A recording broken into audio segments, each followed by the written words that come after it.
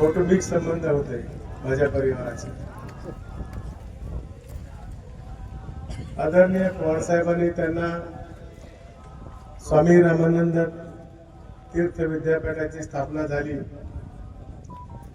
त्यावेळेस त्यांना कुलगुरू म्हणून काम करायची संधी दिली. अतिशय उत्तम त्या ठिकाणी विद्यापीठ उभा केलं आणि ते आपल्याकडे सपोर्ट केले. त्यांची ओळख काय म्हणून सांगावं आपण? एक उत्तम प्राचार्य, एक उत्तम कुलगुरू, एक उत्तम साहित्यिक, उत्तम खासदार आणि उत्तम अशा प्रकारचं नगराध्यक्षपद देखील त्यांनी भूषवलं.